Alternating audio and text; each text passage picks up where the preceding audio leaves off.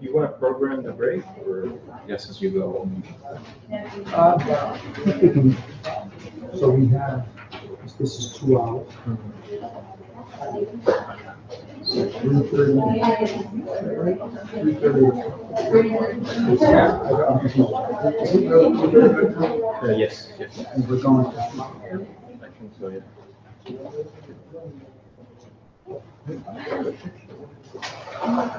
Oh, well, I got my thing right here. Program here? Should know this. Well, no, so should I, Javier. I just want to make sure I can't cheat people.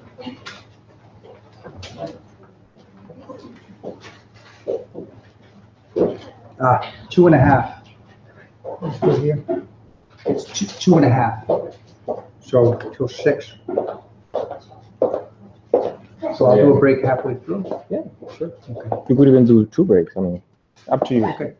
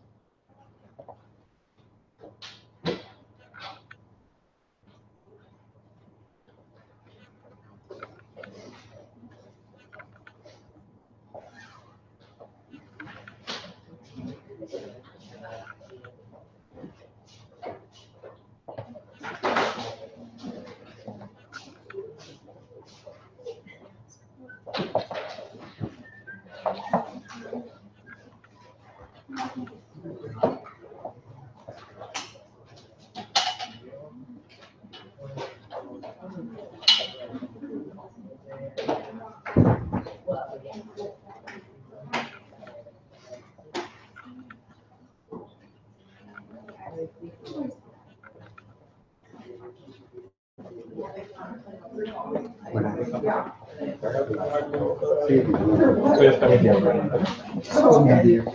People have that workbook. Is it just something online? Or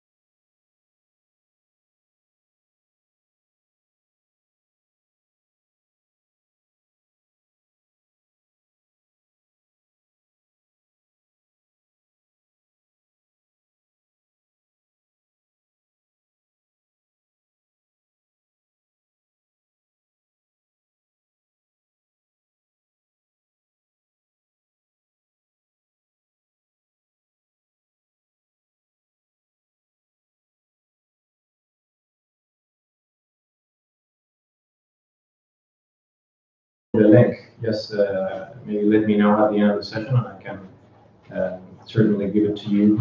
We can also send an email tonight with the link, so you have access to all the presentations and some workbook material that Dr. Hanley wanted to share with everybody.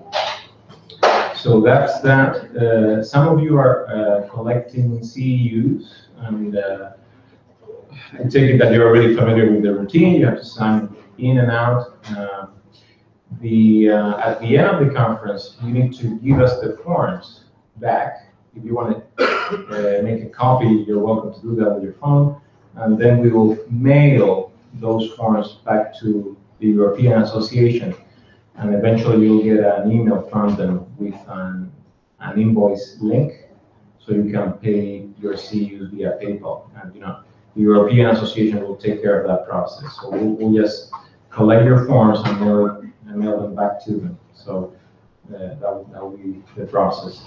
So that's all for me. Maybe just remind that we have the guided tour this evening at 8:30. We're meeting right at the entrance of this building, and we just do a show of hands very quickly to get an idea of the proportion of people who's coming. Okay, so about maybe 60–70%. Okay, good, great. Just extra tickets for members of our party who might be here, who aren't part of it. Well, you talk to me later, but that will be no problem. No worries. Okay, so that's all. And before we get started, I wanted to say hello to the Monorodi crew. There is a bunch of people following us from Athens through the streaming system. So hello, Athens, and I hope you are enjoying the talks.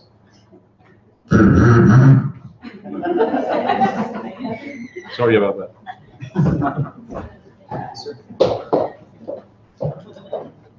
Okay, welcome back. I hope you all had a good lunch. I had a wonderful lunch. That's one of the benefits, apparently, of traveling to Cadiz. This food here is amazing. My family never travels with me when I work. My wife is a behavior analyst. She's a very good behavior analyst. She doesn't like to present, so we don't go to conferences and present together. She doesn't like to do a half vacation, half work thing. She's like, you go to work, and then when you want to go on vacation with us, let us know, and we'll all go on vacation. But this time they came with me, which is great. So my wife and kids are here. We've been here since Sunday, and we've done the tour of the city twice now. It's been wonderful. So if you're on the fence with doing a tour, do the tour. It really was amazing. We learned so much, and we discovered all these markets that the day prior we walked around and we missed them because they're through these arches and there's almost like these secret pathways that people know. And once you risk your way through the archways, you discover some pretty amazing things. So amazing city. And again, thanks, Javier, for inviting me and my family out here. It's been incredible. My boy is 14. He's a big basketball player. And Professor Jose Navarro, who you met earlier, he was on the panel. His son's a big basketball player. And my son is getting to go play pickup ball in Cadiz, Spain, with a bunch of Spanish boys tomorrow. How cool is that? And that just makes the trip totally worthwhile. It's amazing. Okay, let's get back to it.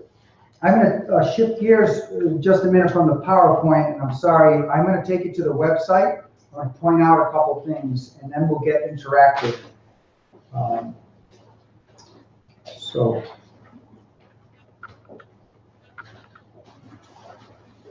this is that website I mentioned earlier, and I want to just walk you through a couple things that may be helpful to you. The first thing is if you go to the publications page, every time we publish a study that's relevant to assessment and treatment of severe problem behavior, sleep problems, or stereotypy, we post it here. Please understand that when you click, sometimes you'll go to the journal publisher because technically it's illegal for me to hand out free articles. You have to go to the journal page. The journal, most of these are published in the Journal of Applied Behavior Analysis. I think it costs about $30 a year to subscribe to that journal. I'm not trying to sell you that journal. I'm just saying there's a lot of relevant articles in that journal, well beyond my own work. But anyways, all the articles we publish are located here. What you'll also find again are these tutorials. So they're these short videos, 1 to 2 hours, that describe our processes. There's PowerPoints and there's handouts for people who are not with us today to be able to go through and learn very similar things. There's a Q&A page. There's also this implementation page. On this page, you will find copies of our open-ended interview. And importantly for this afternoon, there's this assessment and treatment process task analysis. And that's what I'm going to be using. That's what, after we do the interview, we take the information and we put it on this task analysis. And that teaches us how to do the analysis and then how to transition that information into treatment.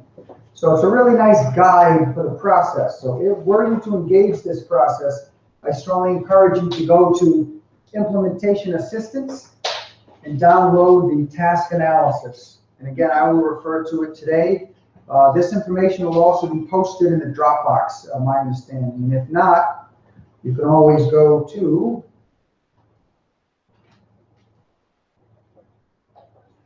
this page that says upcoming and past presentations. So wherever I go, not all places, if it's a company, I don't post it, but if it's a conference, I'll post everything I presented on this website. So you can go here and get the PowerPoint, get the handouts, all that stuff. And then finally, if you go to this website, and you go to the bottom of tutorials, it's not the best design, that's not my strength. But nevertheless, there's a bunch of videos of BCBAs who've implemented this process, and they will do voiceovers on their analyses and on their treatment processes with their clients. And so some of those are posted here. So if you want to see other people implementing this process, you can see the videos online. Okay, let's get back to the PowerPoint. Since you all had a lunch, and it's that time of the day where you are likely to be quite tired, it's important that I ask you to behave now, so you stay with me. So what I'd like to do is I'm going to do a little question and answer section. Sorry, Athens. And I'm going to do a little question and answer section. And what I'll ask you to do is to simply put up fingers. And it would really be great if you voice out your answers, because it's always funny when your answer is very different than everyone else's. And we can all look at you and snicker. No, but it is fun. Let's do public. Carl responding. This is A, B, C, D. Okay? So if the answer is A, if it's A and B, A and D.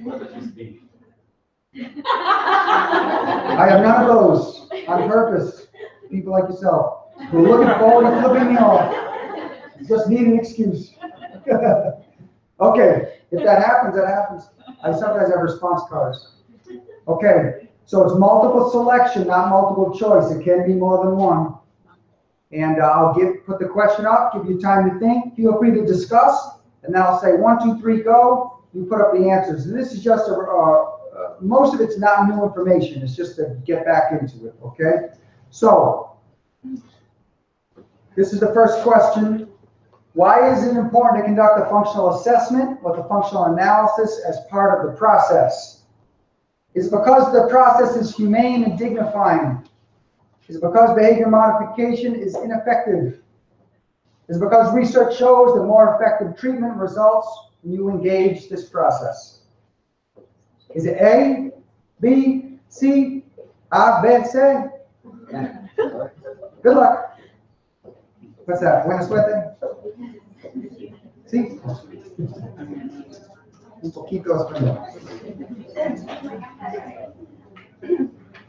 It's okay to talk, discuss.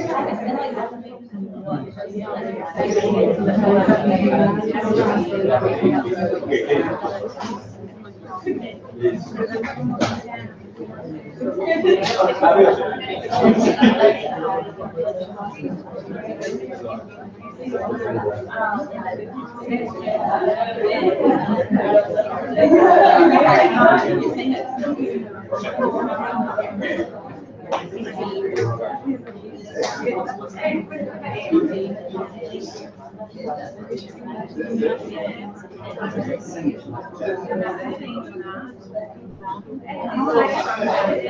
see a lot of finger engineering going on, trying to figure out how to answer the question. There's some arthritis in the middle section. It's hard to fit.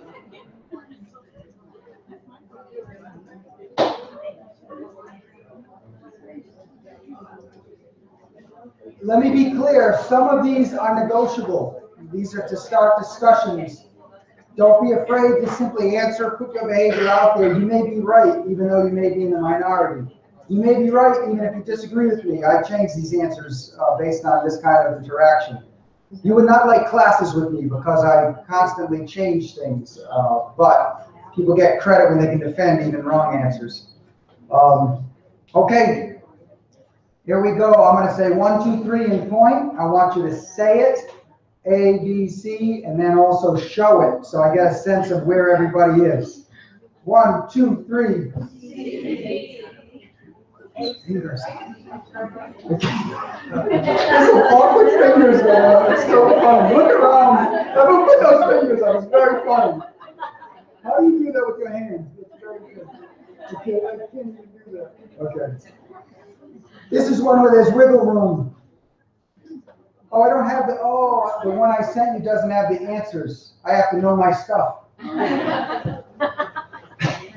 Sorry, it's a different PowerPoint, but the correct answer for me is A and C. So let's review. Let's start from the bottom. Why is C correct? Well, because there are literature reviews that show that treatments are better where you engage this process. The reason why I have B is incorrect is I want to make it's correct if you take the strong definition of effective, which means lasting, socially meaningful behavior change. You are correct. But if you take it as behavior modification does indeed work in the short term, okay, then please understand that under those conditions, B is not correct.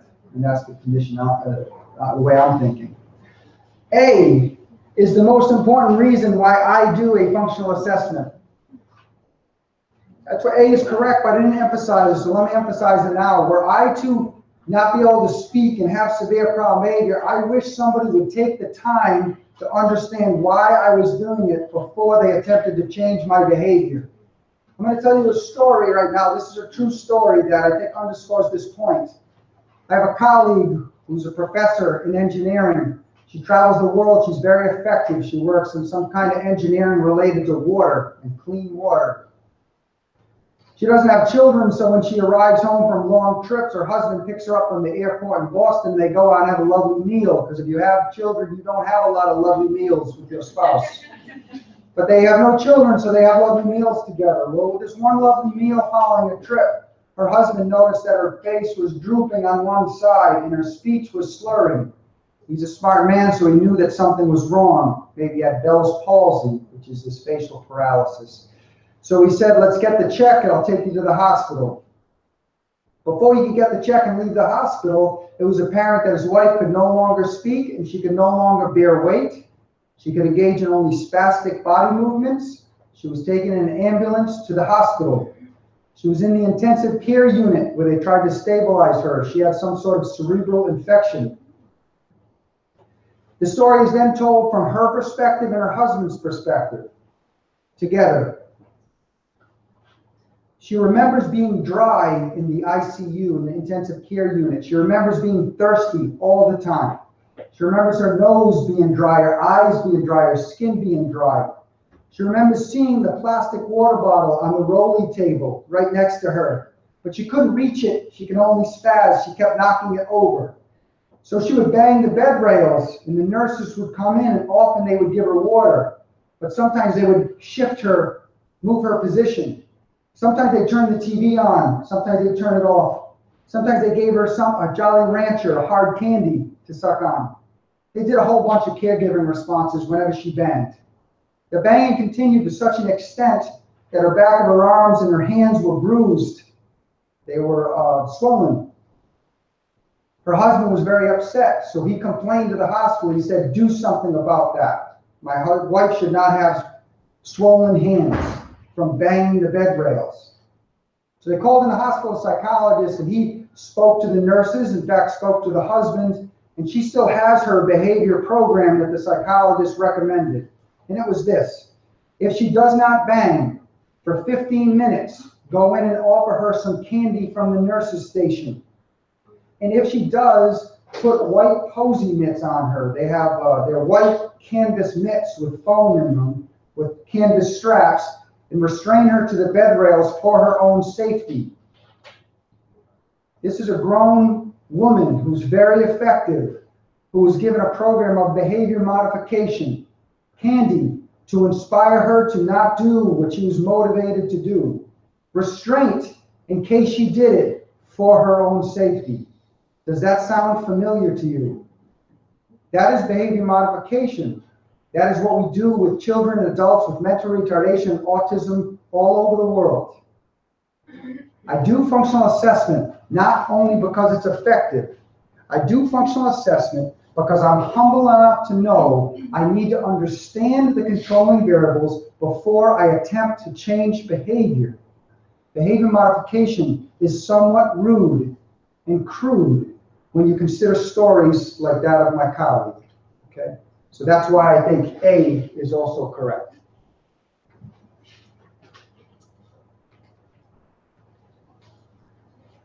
Okay, let's go to number 2. That was a little heavy. We can smile again. It's okay. We're good people. We're trying our best. We're getting there as professionals. Okay. What are the functional assessment tools that can be safely omitted? Please don't let these answers trick you. There's a little bit of incorrectness and a little bit of correctness in many of them. Find the most correct answer if you could. Good luck. Feel free to discuss.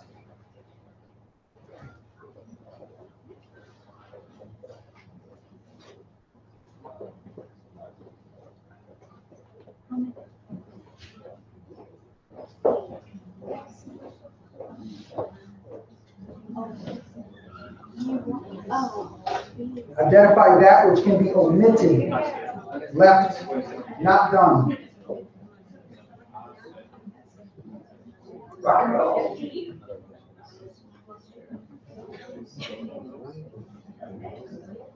Oh, no.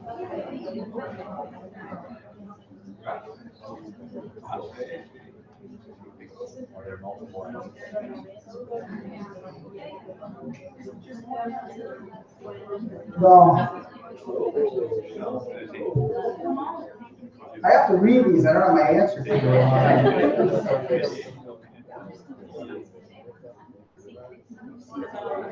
Only one of these can be, yeah. Okay. We'll figure it out. Good luck.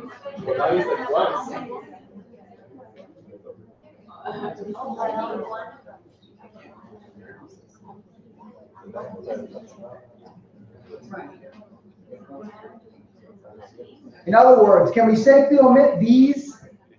Can we safely omit these? That's the question. Can we safely omit these? Can we safely omit these?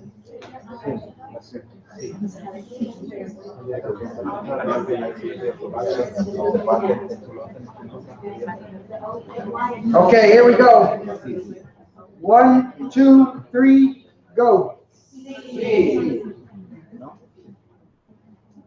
A for effort, in the front row. Best voice, loud, clear, articulate. Yes. These indeed can be safely omitted. Closed-ended indirect assessment, motivation assessment scales, questions about behavioral function. We don't use those because they don't give us qualitatively rich information. And B, formal descriptive assessments, where you assign codes to keys or to data sheets and you spend a fair amount of time directly observing and correlating. I think we can arrive at a socially meaningful outcome without these. I worry about this one because we can get rid of this, but please don't get rid of this. I worry about this one because maybe we can get rid of this under most conditions, but please don't get rid of this. Please don't get rid of either of these. This is the process that I think can get us there. Okay.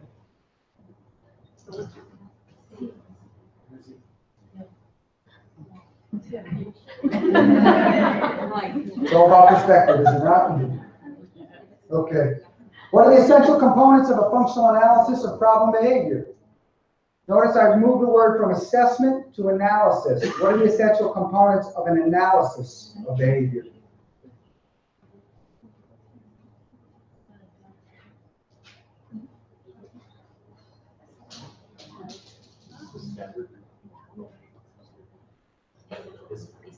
It's the essential components of a functional analysis, not a standard analysis, just a functional analysis.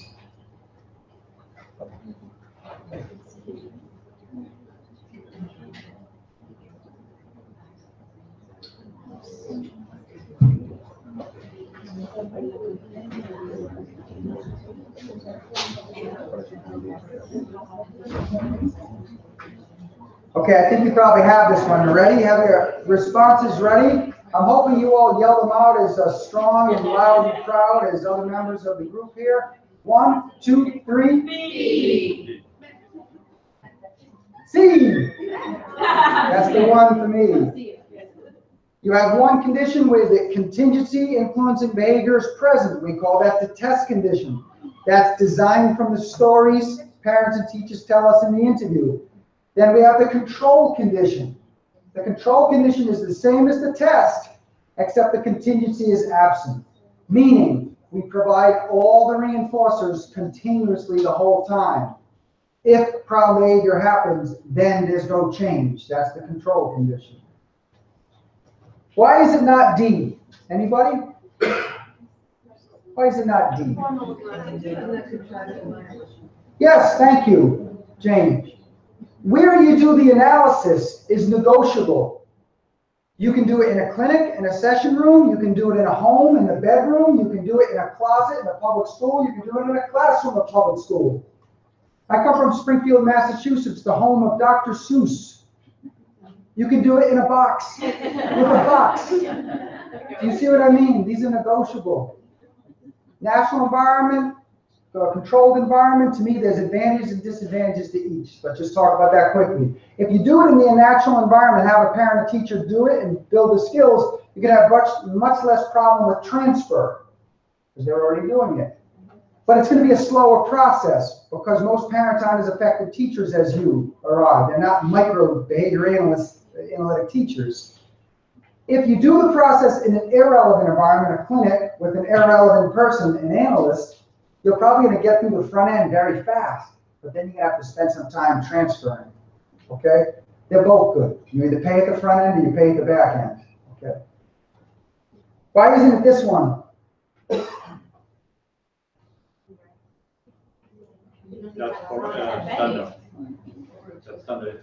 It kind of has that standard feel to it, but it's really this little word right here too.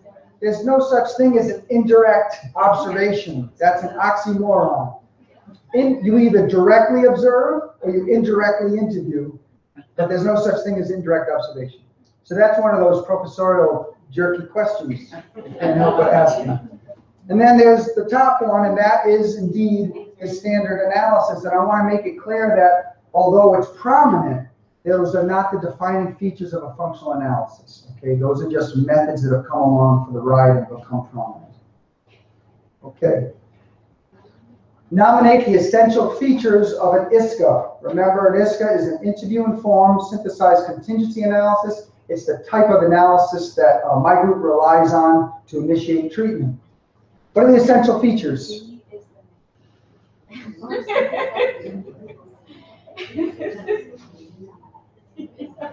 This is very tricky. You really got to put your thinking caps on for this one. Good luck. You choose more than one? Oh, yes. Yes, please do.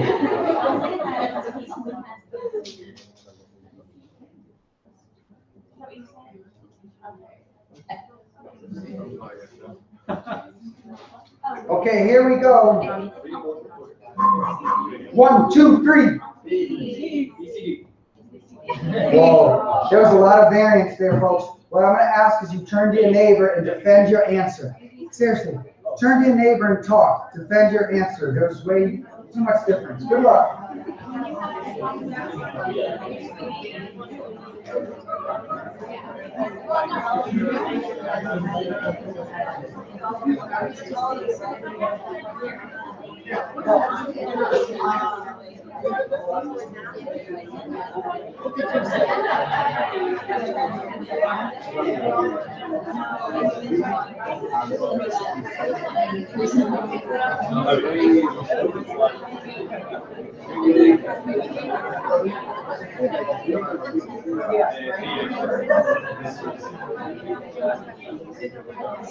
Okay, let's get to it. Mercedes, if you get thirsty, your water's still here.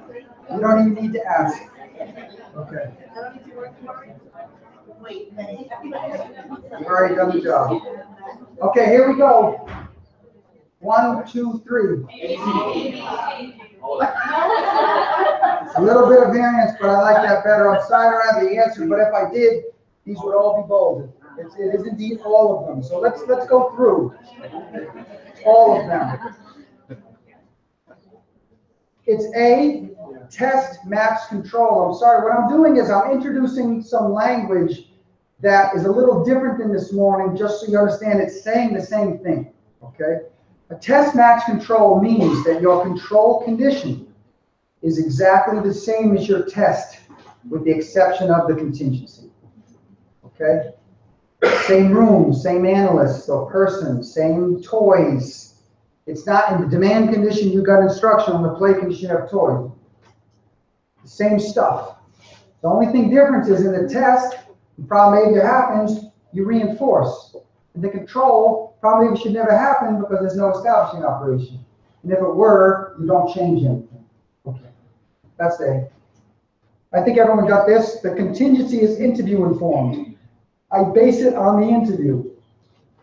Single and individualized test condition, right? It's not the same test conditions across kids. The test condition is individualized. And then finally, this is an important one. We provide reinforcement for precursors and critical and dangerous behavior. Let's talk about this. If you go in the analysis, just keep it simple. There's a big boy, 250 pounds. He has language. He's very good at hitting people. He's not this. He's that. Okay. He also stomps his feet before he attacks people.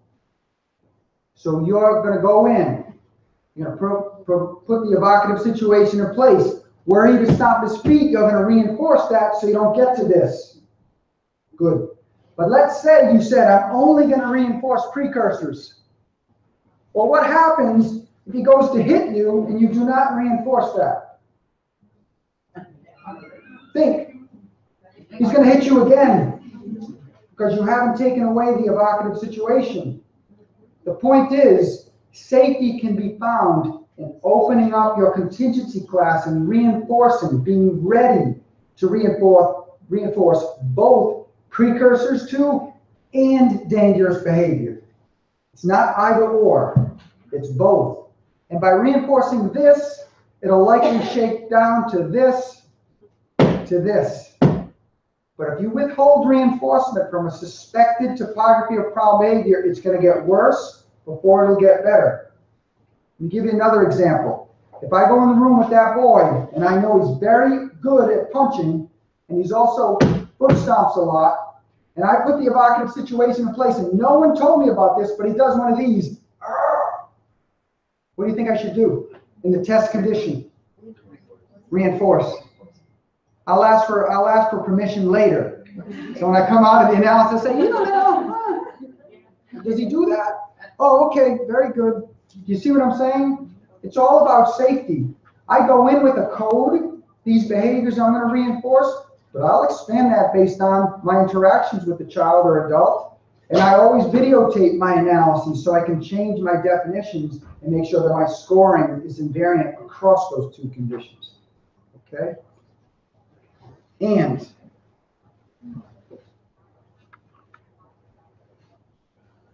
this is an open-ended question. We haven't talked much about this. It was a simple statement. What does an informed analysis provide you? Why do it? What does it give you? So I just want you to think about that and share that with your neighbor. Why do an ISCA? What's the point? What are you getting out of it? Okay, please discuss before I discuss with you.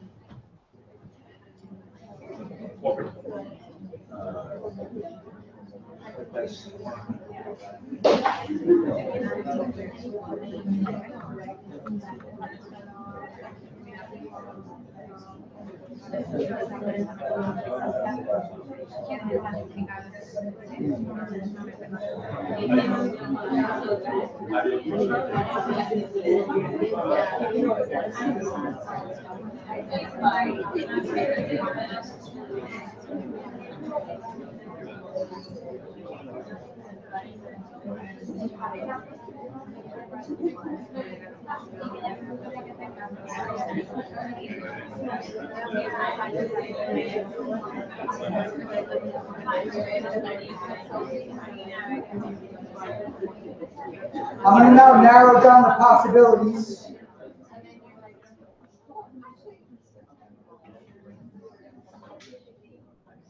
I'd ask that you select from this list now, if you could. More than one may be accurate.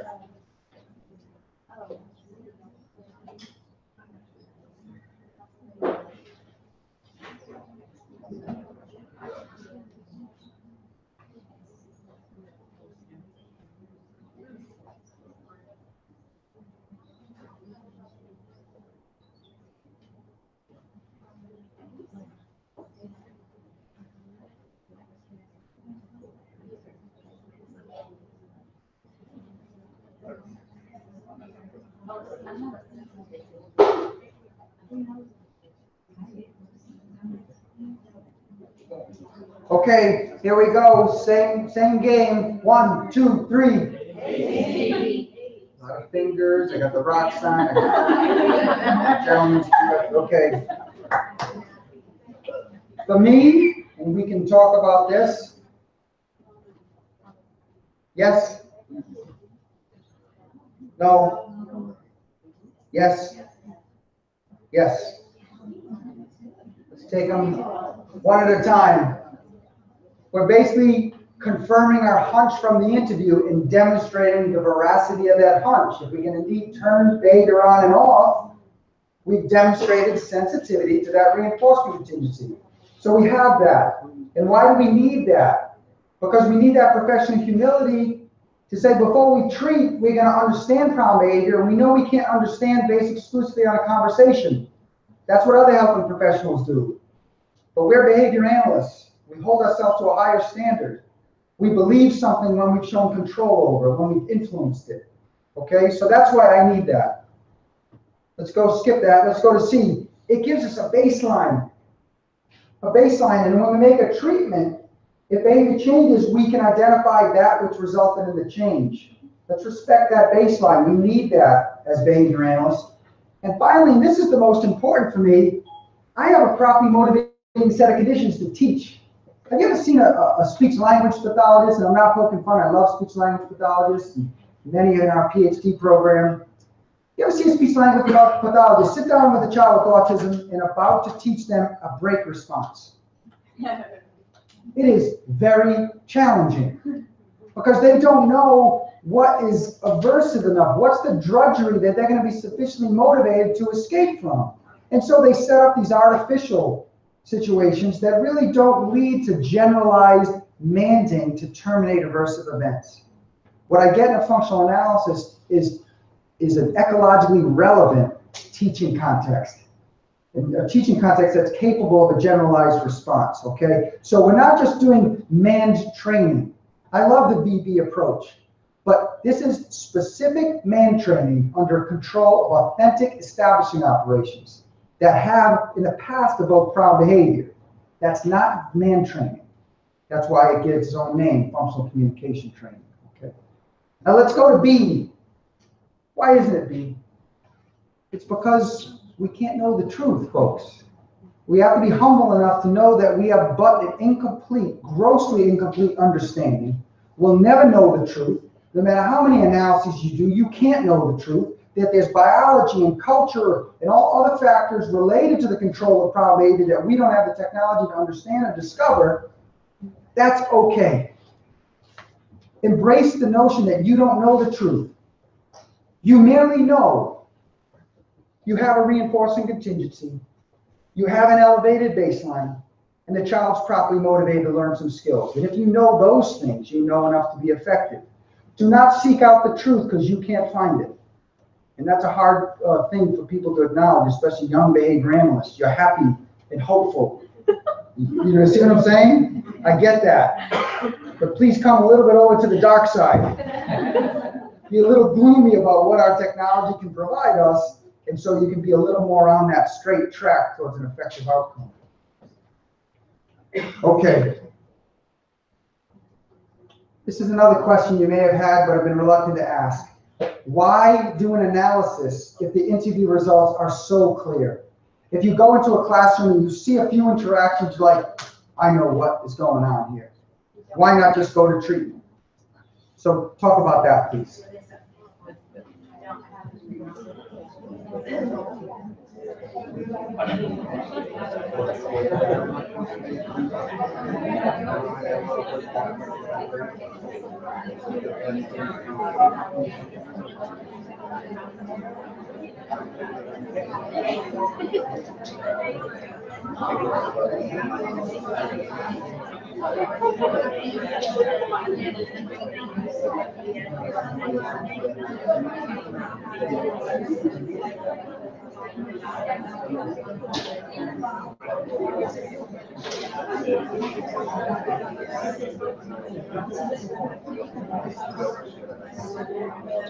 Okay, let's get back together as a big group. This is the final exam on assessment, this question. You've gone through 10 or so questions. You've done well. This is not multiple selection. Let me be clear. I've never assessed in a graduate class using multiple choice, no multiple selection, no fill in the blank. It's always essays, because that's where the true understanding can be revealed. So let's do that as part of this group. Let's write the essay. Why do an analysis if the interview results yield a fairly fair and clear, compelling, controlling variables for the problem behavior? Why do the analysis? Please share your behavior. Don't make me call on people randomly. That's so rude.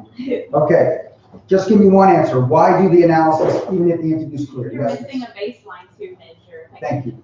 Thank you. Even if you're so confident, you know based on observation and interview, you do not have an empirical direct observation baseline. And Neil Martin is here from the VACB, and he knows the code list backwards and forth, and he will tell you that in order to treat, you need a baseline, okay? And you get the baseline from the analysis. You don't have a baseline from an interview. And your baseline from descriptive assessment usually looks like this. Again, another hand-drawn graph. There's no stability to it because there's so many things that change in the natural environment. So what we have is a controlled baseline from which to treat, and that's logical. That's number one. What's number two? Why do the analysis, even if the interview observation is compelling?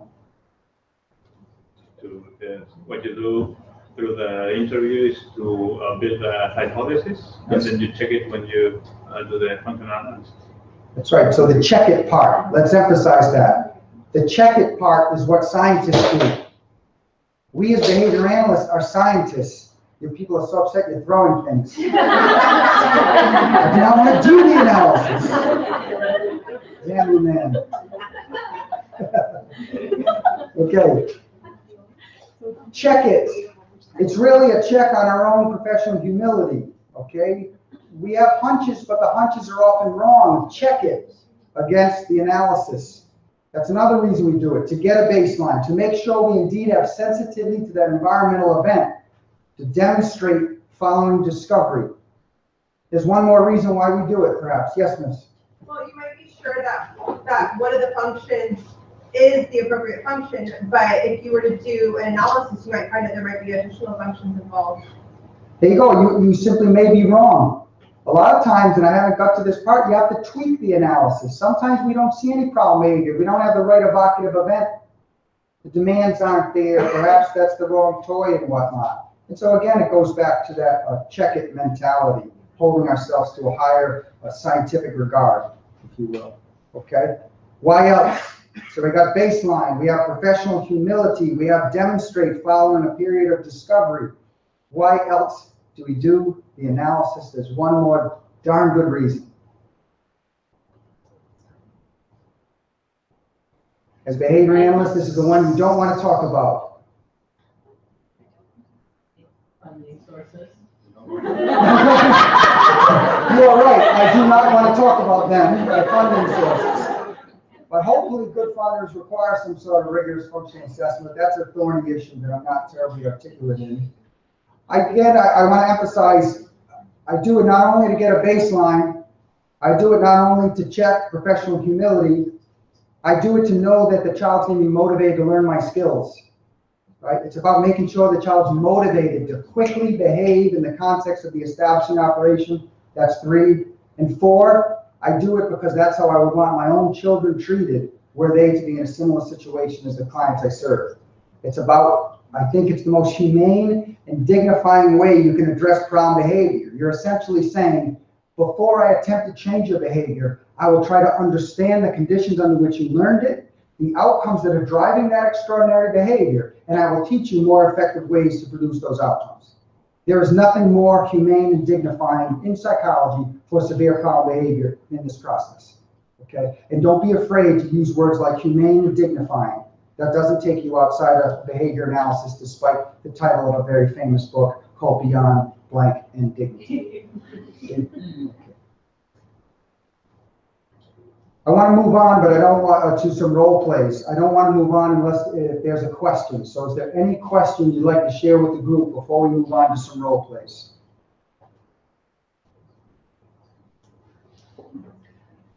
Yes, sir.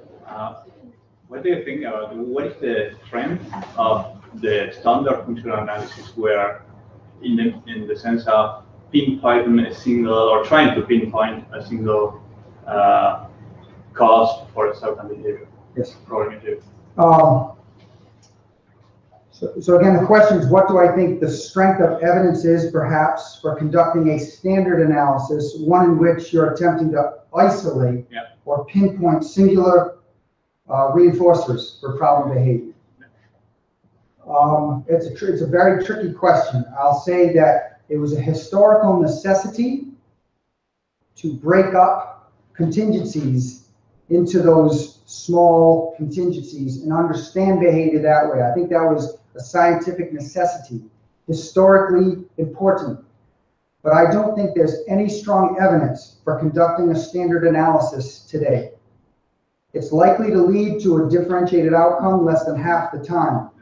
We don't have a single study showing it leads to a socially validated outcome when implemented by relevant people in relevant context over relevant time periods. I worry about that lack of evidence because it's not for lack of trying. It's been around for the standard's been around for 30 plus years. People have tried to produce those outcomes and haven't. So I don't think it's defensible to do. I think the evidence for its utility right now is weak. I think we have a better way. And I irritate people by saying something like that, but I feel if this is my last time to talk to you, I'm going to tell you what I feel is true, correct. Understand, when I say true, I mean effective action. And I know from my own experience, it's not forever, but it's a fairly long experience, that the way I can produce socially meaningful outcomes is when I do not attempt to isolate or pinpoint those reinforcers. Because I know that when there are many times where they're not main effects of those reinforcers, that they work in concert. And by capitalizing on those interactions, I'm able to get more powerful contingency control that leads me to more powerful treatment outcomes. Although as editor of a journal, I respect when people submit articles using standard analyses. I do not try to move them out of the journal. I ask them to talk about them more honestly going forward. I think that process will be with us for years to come, but I have a feeling that if we reflect back in 10 or so years, that we are not going to be so hyper-analytic, and we're going to stop breaking up nature in unnatural ways. Thank you. Okay, yes, Miss. You mentioned it in the analysis, we would reinforce precursor or aggressive or SID Yes. behaviors for safety purposes. But when it comes to the treatment phase, Yes. what do you do in terms of safety in relation to those behaviors? Very good. So the question is, what do you do to ensure, no guarantees, but to increase the likelihood of a safe treatment process?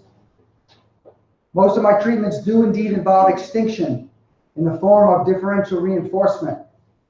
The treatment process is extremely progressive, meaning I start with very simple expectations and they eventually progress to be higher expectations. Extinction's involved, but there's not a lot of extinction-induced phenomena like bursting, because we reinforce alternative behavior quickly. That alternative behavior is quite simple, and it progressively gets more complicated over time. So my means to increase the likelihood of safety is just that. It's the progressive nature of the treatment. Don't ask for too much too soon. However, there are times where I full well know I cannot do extinction. I work with not only children, I work with adults. The adults are much bigger than me. They're very effective with their problem behavior. Under those conditions, I full well know I'm not going to do extinction. So here's a little wrinkle in the process. When I full well know I cannot do extinction, I think in terms of what some people call concurrent operants. And I'm going to change the parameters of reinforcement for these two options. One option is problem behavior. One option are those life skills, communication, toleration, and compliance. It looks like this. Were they to engage in problem behavior, I'm going to reinforce immediately. Were they engage in those life skills, I'm going to reinforce those sometimes immediately. That's the same. So I'm not going to get good treatment outcome yet. The schedule. This is going to be intermittent. This is going to be continuous. I'm going to reinforce each and every problem behavior so it does not escalate. Now I'm really mitigating against an effective treatment outcome. What I change, however, is the quality and the duration or the magnitude of the reinforcer. Meaning, when engage in problem behavior, I'm going to immediately and for each and every response provide the reinforcers for a small amount of time, and they're going to be lower quality. When they engage in one of the life skills, I'm going to intermittently provide longer reinforcement that's better. Let's take escape to toys and attention. The big boy throws the material, goes to threaten me. And say, it's okay, you don't have to do your work. There's some stuff, no worries. That takes the behavior down, right? There's some crummy toys to play with. I'm not paying him much mind, but if he turns to me, I'm going to acknowledge him. By contrast, if he engages in communication, toleration, or compliance, I'm going to say, okay, you don't have to do your work. Here's the good stuff for long periods of time, and I am all yours. Take me where you want to take me. So it's about qualitative differences and magnitude differences. And I don't do that with all kids because that is a slow process.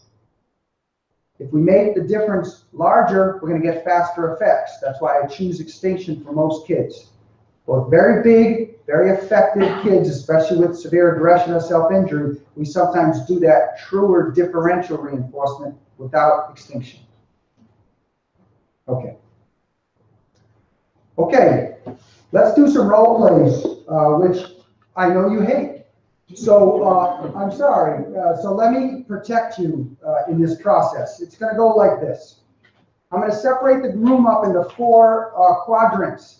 I'm going to ask the different quadrants to get into smaller groups within those quadrants and practice implementing a functional analysis based on these different controlling contingencies. Each group will get 1 hunch. What I'm then going to do is, after you practice, I'm going to approach the group looking for a volunteer. If you make eye contact with me, I'm likely to select you. If you avoid me, I will not select you. But let's say everybody mildly avoids me. I gotta choose somebody. So what I'm encouraging you to do is strongly avoid me. There's exits at the front and the back. Feel free to run out of the room, that's effective. Feel free to take your head and put it right between your knees. That'll work. But I'm giving you fair warning. If you do not want it, you have to come up here because we have friends in Athens who need to see this. You've got to come up here. If you do not want to join me, avoid me. That'll happen in about 15 minutes. So let's get the groups cut off. I'm sorry, I'm going to move. This doesn't matter. Folks can't see this. Let's go with this group right here. To this seat forward, you're number one. You're gonna. The assumption is that hand-to-head SIV and groaning is maintained by tangibles. We'll just say it's maintained, which is not uncommon, by some sort of iPad. Okay. So that's your hunch. So what I want you to do is practice. How would you run the control condition? How would you run the test condition? Now I'm going to ask somebody to come up and do just that with me. And I will behave like a client and try to challenge you a little bit. Okay? Okay, wonderful. From this gentleman on back, we have number 2, which is the hypothesis or the hunch to escape from demands to access tangibles. So you are more of a synthesized contingency. Now you don't have to all discover. So this group might talk, and this group might talk, and this group might talk. Designing a test and control analyses. I'll pick somebody and show up. I'm sorry. You people facing this way, which is unique. You're part of this group. Okay.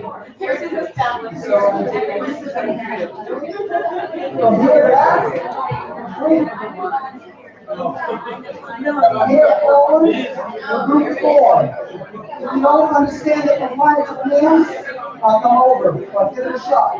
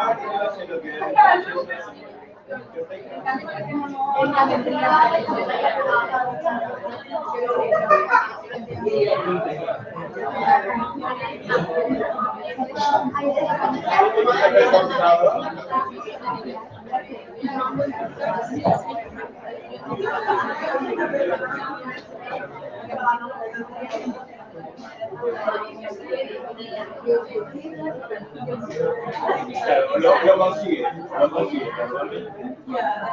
No entra y cuidando el cuidador, ¿no?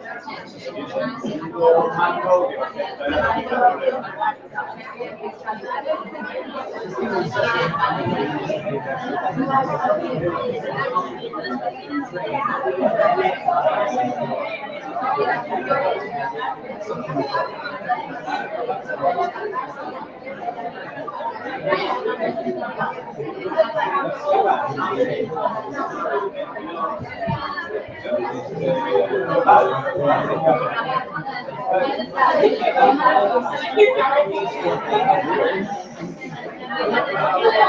Va a decir amores.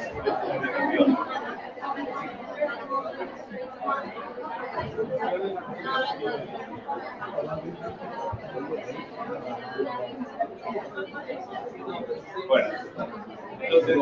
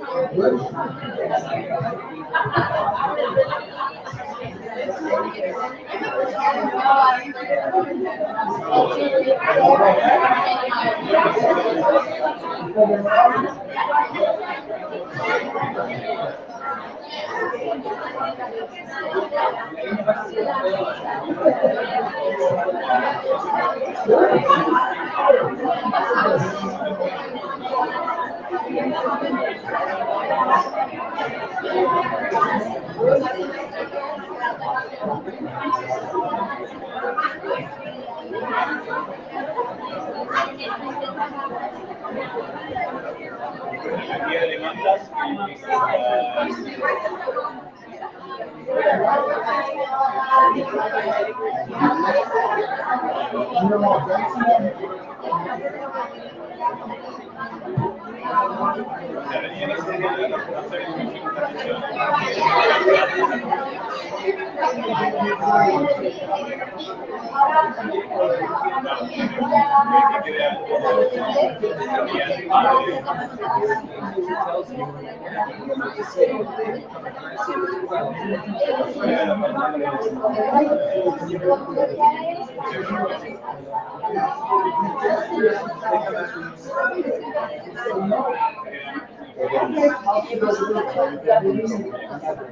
y llamaste superior trabajo, ciencias naturales. La siguiente fase es el análisis funcional, quitar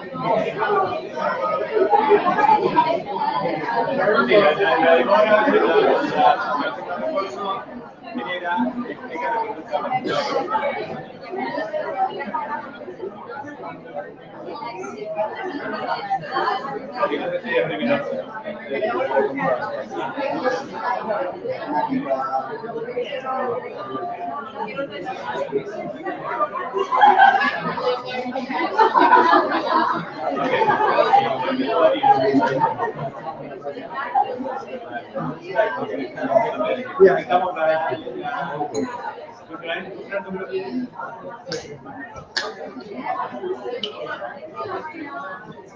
la siguiente sesión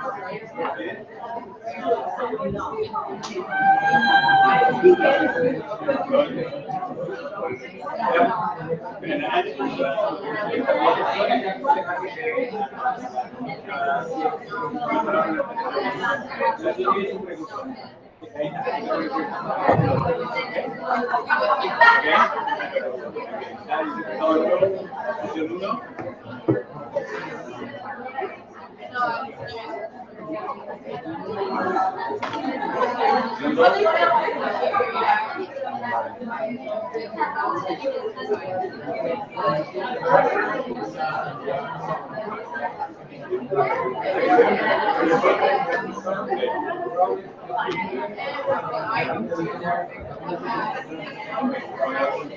gang, why don't we get back together? Even if you have a few questions, we'll iron it out.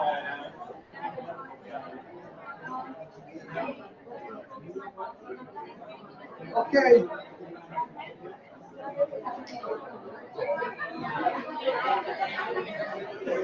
Okay, here we go.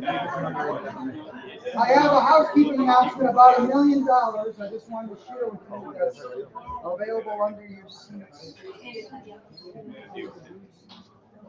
Just kidding, there's no money. Okay, if you are a Spanish-speaking member of this community and you have a question and you know full well that if you ask it in Spanish, I will not be able to articulate a good answer, please know that Javier is here and he's generous enough to help me with all questions. So please ask your questions. So before we proceed to role play, does anyone want to ask a question? In fact, I think Javier speaks 9 or so languages. So any language you like, Javier will answer your question. Any questions for myself and Javier? I offer to translate the question, not to answer. Well, we'll see about that. Javier knows his stuff.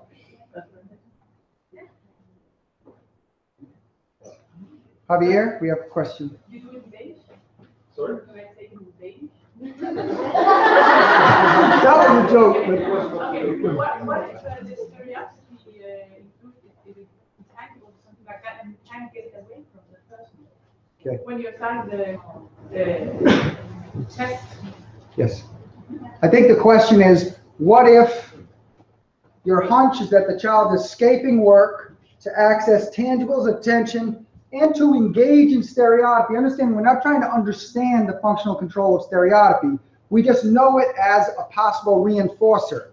So they hit to get people to go away from them, stop the work so they get attention and they can engage in stereotypy, perhaps with objects. And your question is, if the reinforcement interval is over, what if it's very difficult to take the item away? Yes? Okay. I'm going to show you in role plays that we take it away. We do our best to do that, and often just the mere attempt at doing so is enough to evoke the behavior to allow us to back off. Okay? But please understand that everything we do in a functional analysis is something that that person has experienced probably that day, if not with great regularity during the preceding weeks and months. So you won't be asked to do anything in analysis that young man or woman doesn't experience or child on a regular basis. And if other people are doing it, you too can do it. We're about emulating what's happening, not necessarily imposing something new. So I'll show you just that when we role play with your group, okay? And we'll go from there. Hopefully that'll answer it. Okay. That was funny about the Danish comment. Okay.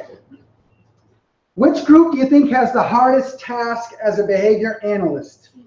Let's just show of hands. Is it 4, 3, 2, 1? Which group has the hardest task as a behavior analyst? Show them up. You cannot vote like Americans.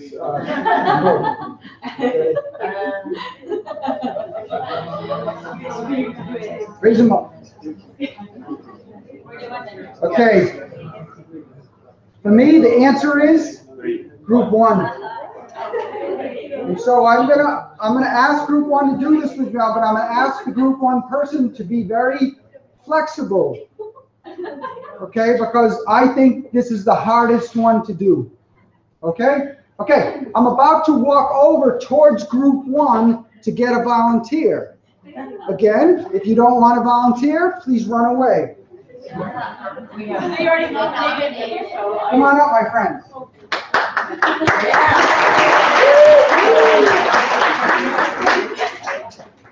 Here's my tangible. What's your name? Suzanne. Suzanne. Okay. Suzanne even brought her own tangible, which is lovely.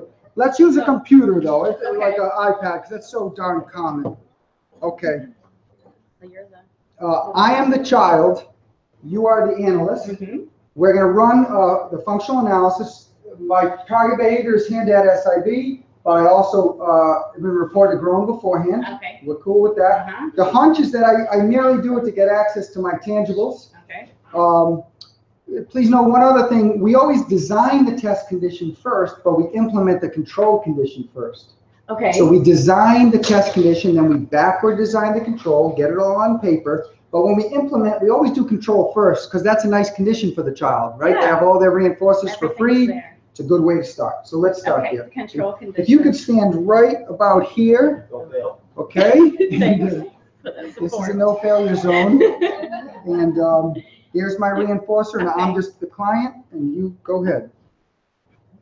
And it's Thank tangible, you. so I'm not gonna say anything. Thank you. Okay. Mhm. Okay. Look what I just did. Look at that. Hey, look. How this is. Hmm. How was your day today? Oh, where are you going?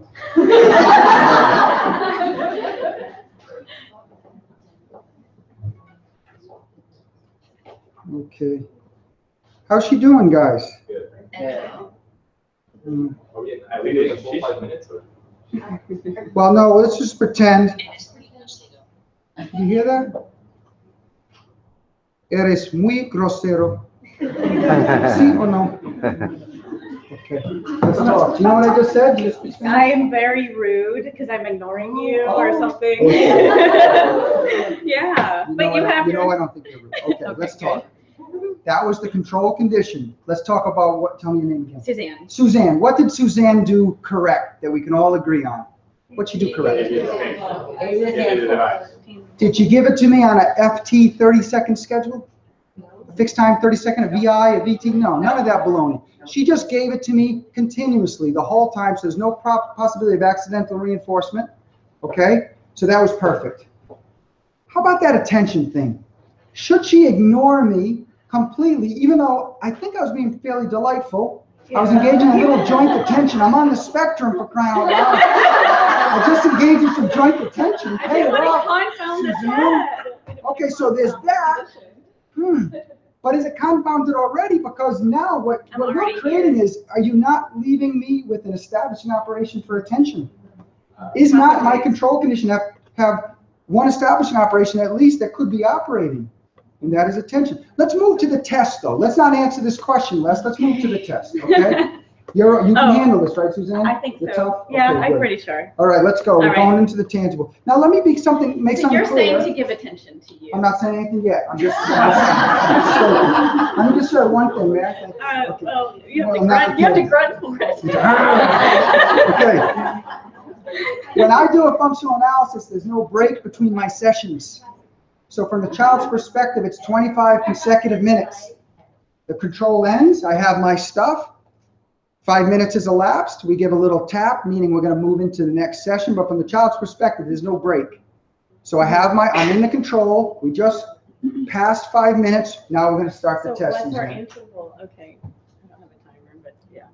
Can you do a functional analysis Yes, without a timer? yes, Yes, you okay, can. You we'll can do do it. Okay, we're into the test. Knock, knock.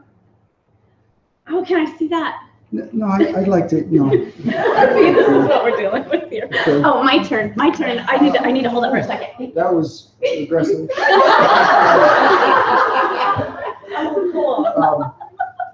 May I have the iPad back, please? Suzanne, you look lovely today. May I have the iPad back, please? Please.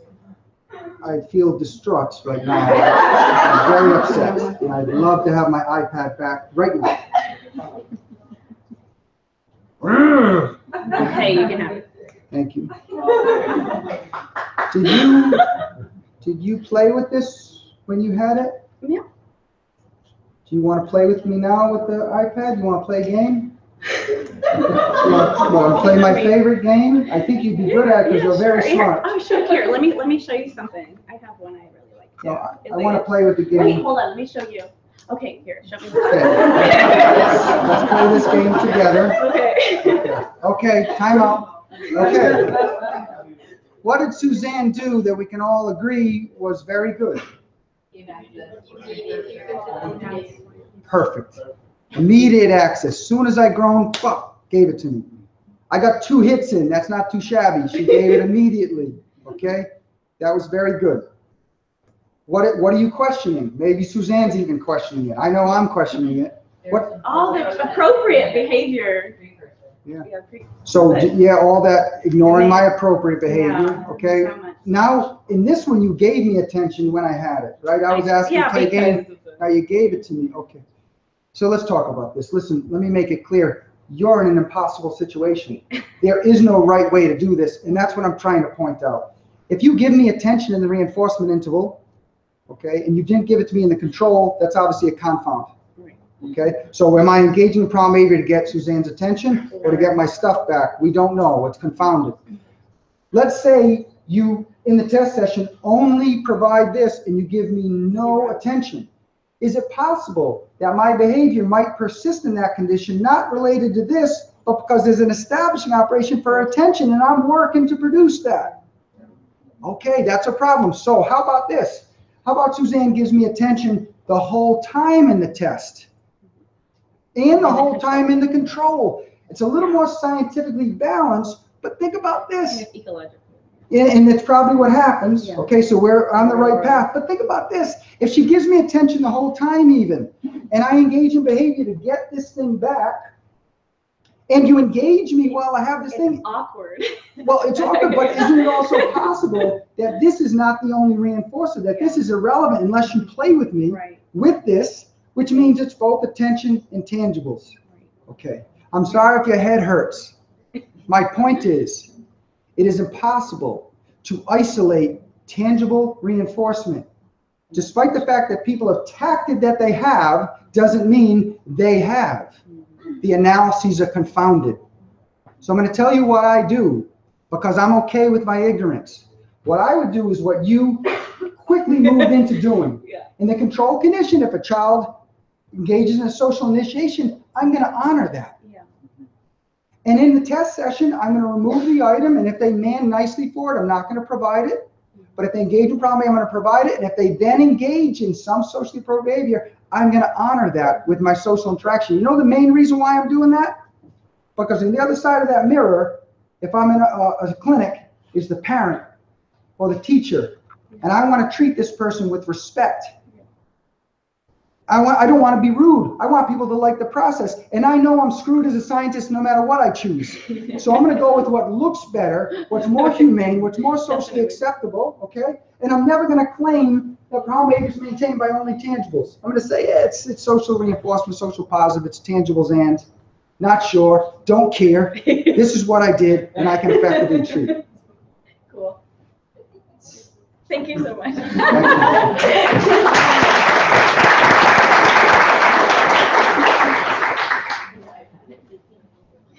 Thank you so much.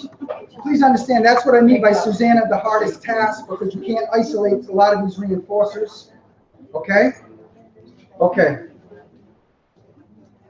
Let's go on to, guess what? If you sat in this section, you got a break today, because we only have time for 3 role plays, so you guys are off the hook. Give yourself a pat on the back. Okay. Group 3, you're in trouble, because I'm coming. Okay, group 3, I'm approaching your group. Please actively avoid me if you do not want to come up here.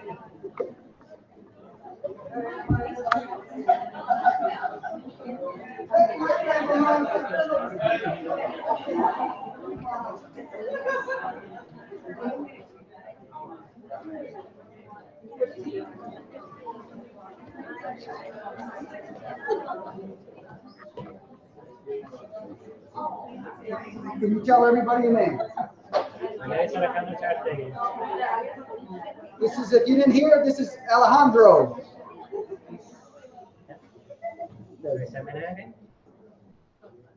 My name is Alejandro. Alejandro. You are charged with doing a functional analysis based on this hunch. The hunch is that I'm engaging in this behavior to get out of work, to access my stuff, my preferred stuff, and your attention. And I also seem to, when I'm on my break, engage in vigorous stereotypy, motor stereotypy, and I also like to engage in stereotypy with strings. So I'm going to do this, and I'm doing that. I'm engaging in problem behavior partly to get access to these materials to engage in these behaviors. So is it gonna be your reinforcer? My reinforcer, all of these. All of them. So should I change every reinforcer for every self-enjoying behavior, right? That's right. You're on to it. Okay. We're going to do this now. Is it, Yes. what is it gonna be your task? My task, excellent question. My task that the report simply went to any, most academic tasks would do, but I really despise any writing tasks. I've been working on writing my name for 17 years now. And I'm still writing, learning to write my name, and in cursive of all conventions. And so, this is the task. My reinforcers are part of my body, but also there are these materials, and these are all for you as the analyst. I'm about to enter into the analytic space, and we're going to start with the control session. The control session. In the control session, all my reinforcers are provided for no behavior, non-contingent access. So if you want to set up the analysis, and I'll enter it.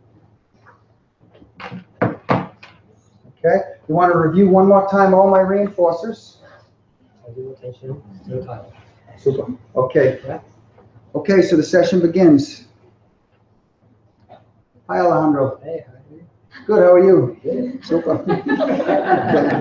You can enjoy Thank the you. games. Yes. Is it good? It's very good. Nice. Thank you.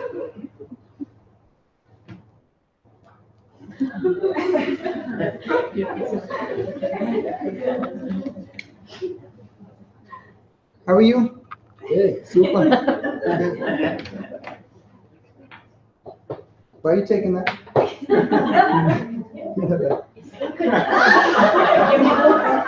Okay, time out. What did Alejandro do well? What did he do well? He gave me attention for free and based on social bids, and because that's a suspected reinforcer, he wants to deliver that for free. Perfect. What else did he do well? Continuous access to my tangible. Perfect. What else did he do well? He did not block stereotypy until the end, and you tried to take away my screen. Okay. It's a control session. Yeah, we're still in control. You probably move into the test. All right. Okay, I understand. Everyone who does this wants to get into the test session so fast. So he's dying to test me. But we're still in control, so he's going to give me this. And then there's one more thing he did that's terribly important. No demands. They can be present, but you notice they're on the other side. It was very clear that I did not have to do any work. That was a perfect control session for this. Was that hard to do? Does that look fairly normal? Kids with autism engaging stereotypy, using his iPad every now and then, including you, mostly ignoring you, that's it? Okay, that was perfect. Now we're going to go into the test. Again. Greg, there's a question here. Oh, I'm sorry. Yes, there's a question. The question was, should we introduce a competing task during the control condition when we're working with strategy? It's a great question. Should we, perfect question. Should we introduce a competing task in the analysis when it comes to stereotypy? And the answer is no. Because that is the reinforcer itself. I don't want to compete with it. It's the reinforcer for this behavior. Now you're already thinking like an interventionist for stereotypy. And we're going to talk about that tomorrow. Okay, I promise. But in the analysis, again, I'm not trying to do a functional analysis of this. The assumption is that I'm gauging a problem behavior to get access to this. Please know that that's fairly common, despite it not being articulated too much in the research literature. Okay. Shall we move on to test? Okay. All right. You good? Okay. So I'm in the control. Knock, knock. We're moving into the test session. Okay. Now we're going to do some work.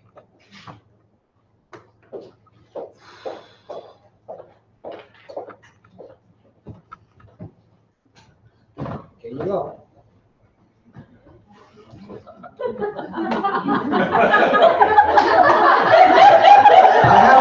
dressed in public in a long time. I was 17. You make mistakes when you're young. Okay. Great. Okay. Okay, time out. We actually haven't said how many times we're gonna, the intervals. Yes, how long to give the reinforcer? Yeah, well, if we split the session, let's say 5 minutes. Yes. In 50 intervals, for example. So, I mean, I got you, Alejandro. So the question is, you split up the 5 minutes into intervals, but please understand the child's behavior dictates the intervals. And so you keep the establishing operation in place. Don't let me have my stuff until I engage in, not stereotypy, that's a reinforcer, until I engage in a hand-to-head or a groan or some other undesirable behavior, okay? Okay, and then second, to answer your question, about 30 seconds. Give me my reinforcers for about 30 seconds, sometimes 20, sometimes 45, I don't use a watch. Okay, but you got tricked, right? You saw the stereotypy and you provided reinforcement. But understand, this is a reinforcer, if you will. It's hard to wrap your head around that, yeah? Okay, so let's do that again. I think you're right on the right track. So I'm in reinforcement, okay? We're in the test session. 30 seconds has expired.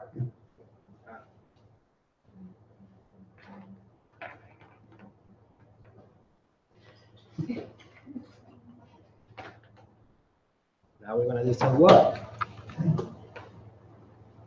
May I have that stuff back, please? May you please have it back, Alejandro?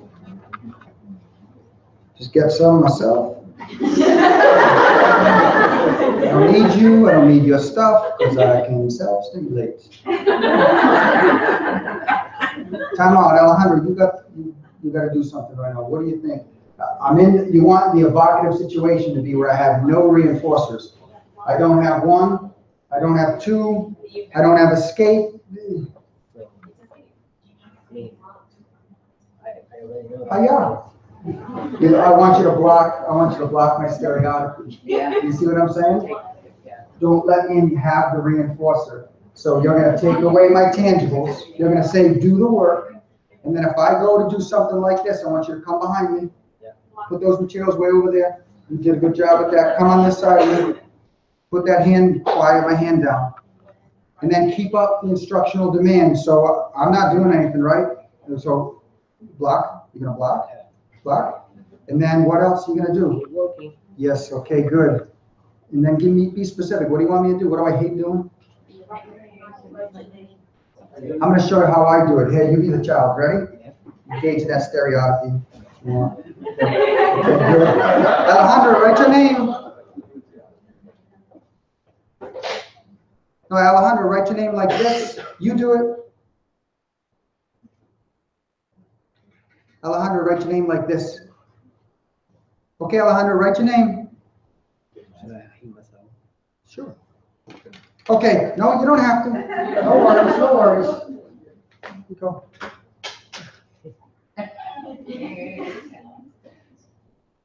"30 seconds goes by.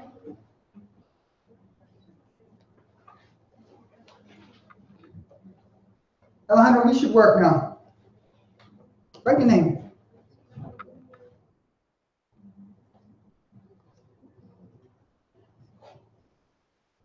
Write your name like this.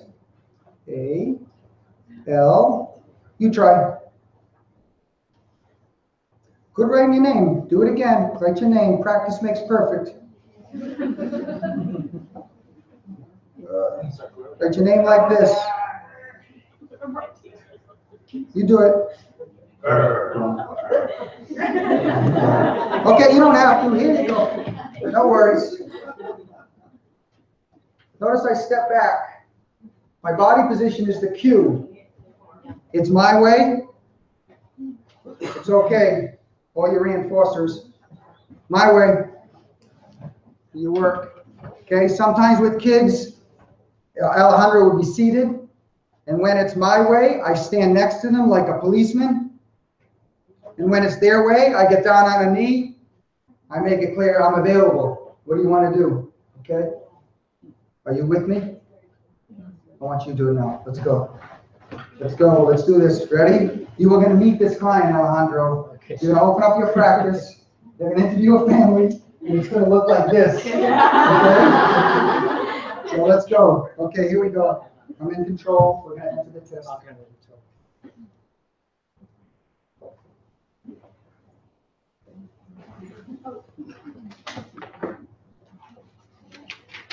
I want you to write your name.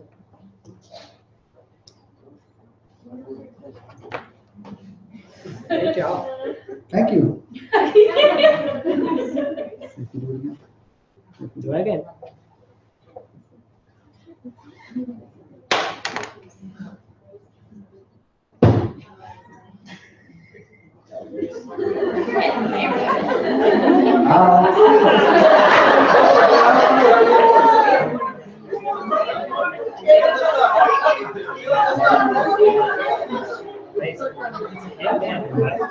Oh, good. It's not something. Alejandro, you are right. You hear what Alejandro's saying? He's saying, listen, people, it's hand-to-head SIV and groaning. You already got tricked with the stereotype. You will not be tricked again. That's what you're thinking? I'm with you. However, I'm not a big guy, but I'll still try to kick your butt. Okay? And if I engage in this behavior, I want you to reinforce it. Because I don't want you to let me hurt myself, and I don't want you to let anyone hurt you. Okay, so even if it's not there, this is not injurious. This is part of reinforcement, not worry. But I worry about anything that's spineless to oneself or to others. Even if it's not there, I'm going to reinforce that. Okay? You are very good. You're awesome. Listen, what you just did, people will spend a whole class and they'll leave not being able to do it. This takes practice. This whole role play thing we're doing is what you do before you do an analysis. You practice it with your colleague until you have the contingency down, and then you go in. The other thing is this. You are going to screw up your analysis. You are going to make mistakes. No worries. Leave the space, come back, do it again. You just added 5 minutes to your life as an analyst. It's not a problem, okay? Thank you, Ryan.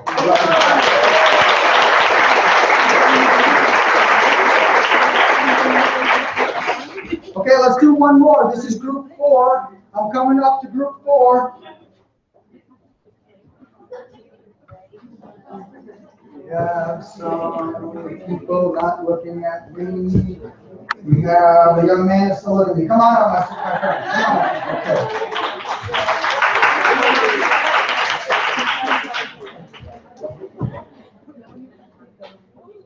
Your name, sir?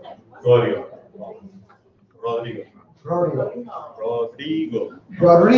Okay. I'm gonna roll my R's like you. Rodrigo. Okay, very good. Yes. We have a question here. Okay. That's pretty hip. Okay. Sorry, Rodrigo. The third condition, what to do if the child keeps a grip on the reinforcer and you're trying to remove them on that go? We do our best to remove it, knowing full well as we escalate our intrusivity will probably evoke problem behavior.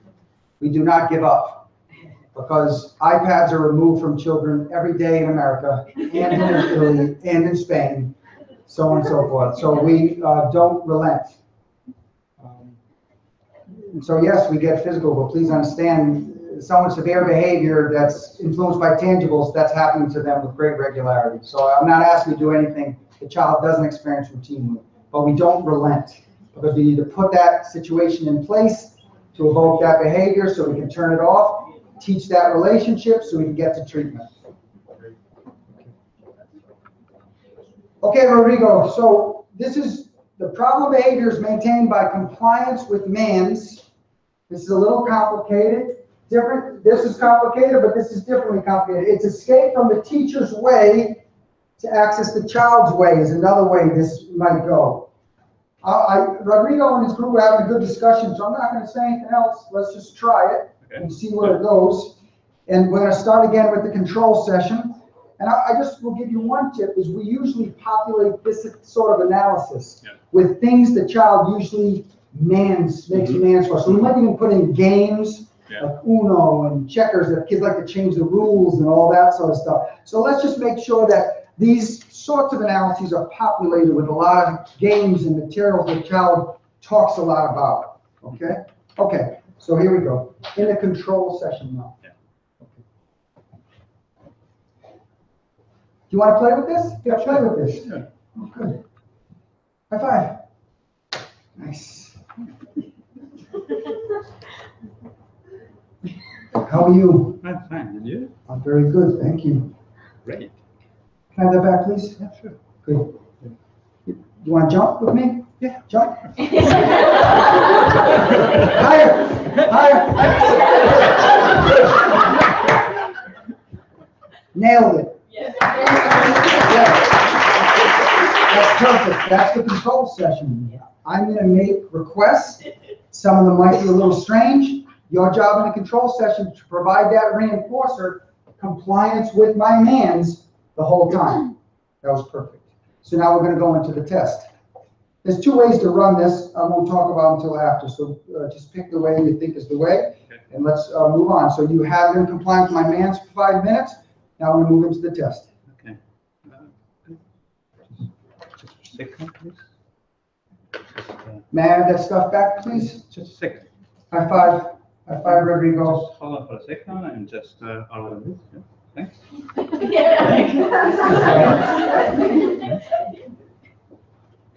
You look stressed. Have some soda. Relax. Relax, hold on for a Rodrigo. second, please. And order this in order. Rodrigo, have some Diet Coke. You look stressed. No, you have some Diet Coke. Don't pantomime that shit. Okay. You nailed it, man. You got it. Okay? You got it. He did it perfect. When the establishment operation was set, he was manipulating the environment, kind of making it clear that it was his way. I made multiple mans. He did not honor any of them, but he was still polite. He was still a good person to me. He didn't just ignore me. He talked to me. He was natural, but he did not give in to anything specific that I had requested. I then groaned, and then he gave in, kind of, but then really gave in, right? Okay. There's two ways to do this.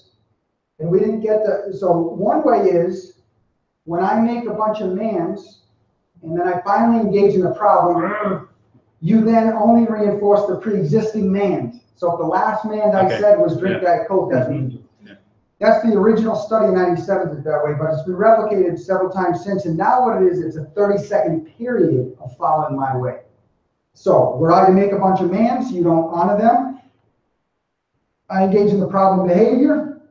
You then would honor my mans for 30 seconds, both the pre-existing man as well as future mans during a set period of time. So it's basically like my problem behavior allowed me to be the boss. Yeah. I'm now the boss for 30 seconds. So I drink the Coke. You drink the Coke and I say for hi. 30 seconds, I do it. Yeah, we jump, we do all this, then you're like, you know what? Enough of this baloney, it's my way time. I'm the adult. And then you start to impose your will. Until I engage in problem behavior, then you acquiesce, let me be the boss for 30 seconds. That's how we go back. Okay, excellent. Thank you so much.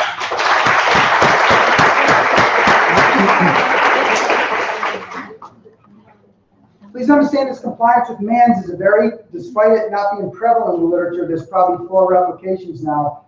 It's fairly common, especially with language-able children on the spectrum, okay? These are kids that have been described as bossy. They will make a lot of requests, somewhat extraordinary, on their families. Their families honor them because that's what good families do. In case they can't, big meltdown, and then the list of requests that get honored gets a little absurd, okay? And that's when you might meet that family. Okay. Great. It is now 10 past 5. This goes till 6:30. Yes? Okay. 6 o'clock. We have 40 minutes, 45 minutes. Okay. Why don't we take a 10-minute break? The role plays were fun. You did a great job with that. Take a 10-minute break. We'll come back. We'll have a couple more discussion things. We'll do an interview and we'll talk about treatment. 10 minutes.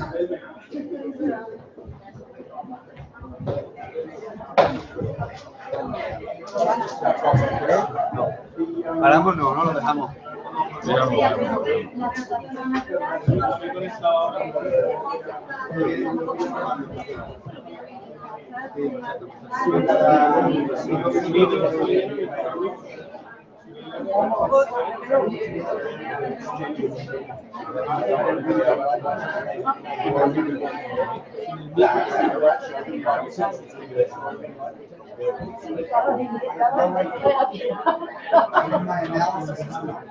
Ella con el sí, estuvo en el examen que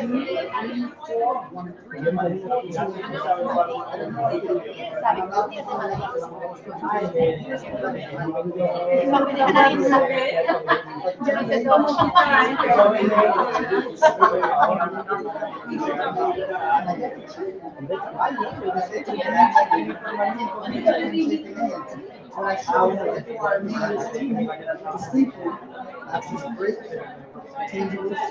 That's just when I was starting out. And I have some information that confirms